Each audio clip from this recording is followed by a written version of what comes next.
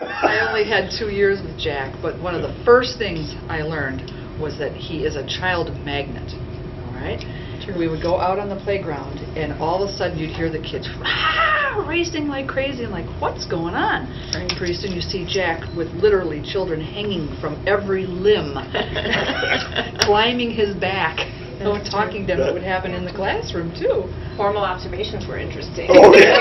They come in, Mr. Henneberry's here! Mr. Henneberry's here! I can remember some of those, too. Some teachers would ask me, please don't come in during this time of the day. I want to teach. Yes. The teachers had better discipline than I did. He'd come in, and I'd be like, what is going on here? Kids, sit down. I never was really, as a new teacher in the building, I was never really sure whether to tell the kids to leave them alone, sit down and behave, or let them go at it, you know? Right, right. But my introduction to Western was simply that I had come in late August to see my classroom and clean my room up and get ready for the beginning of school. I had not visited Western before. I had been hired in the spring by the superintendent and never had the opportunity to meet my principal, who at that time was Mrs. Albright.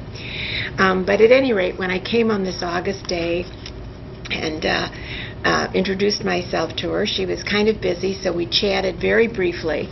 And then she said, well, I'm sure you're anxious to see your classroom. Let me take you down the hallway. And as we came out of the office, we probably took no more than 8 or 9 steps, and she said, well, here you are. Here's your classroom. You're right across from the office where I can keep an eye on you.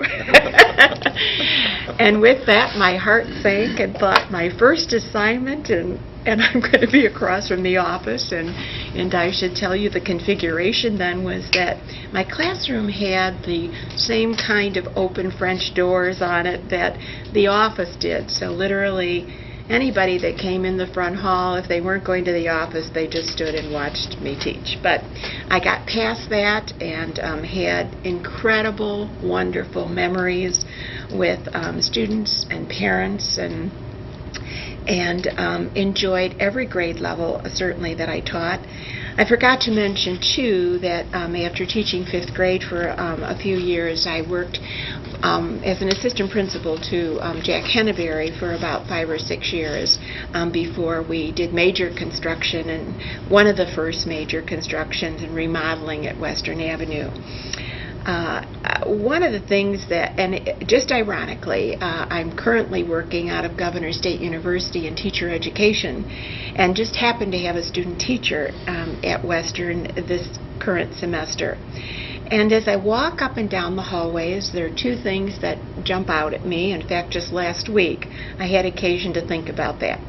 One was that from the way the school looked in 1961 when I first came, and of course the way that it looks now in 2008, is I simply said, well, the walls have come down and the walls have gone back up, and that literally is the case with all the additions and remodeling. So that's the physical difference that I've seen.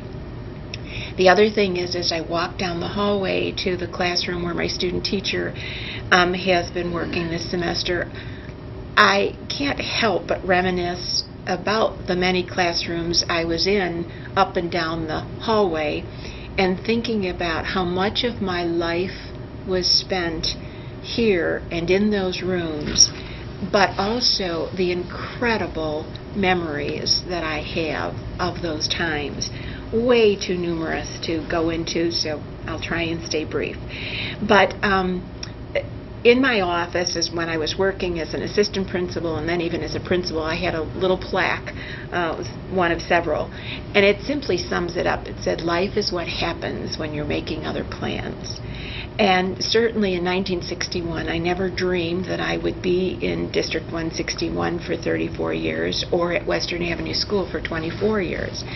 But having said that, when I retired, I said, I feel so blessed to have done something that I loved so much with so much passion. And I know that everyone isn't that fortunate in life, to do something that they have loved so much. And I think the center of that certainly started here at Western, from the point that it wasn't just mortars and brick. What makes Western special, I think, whether the walls come down or go back up, is simply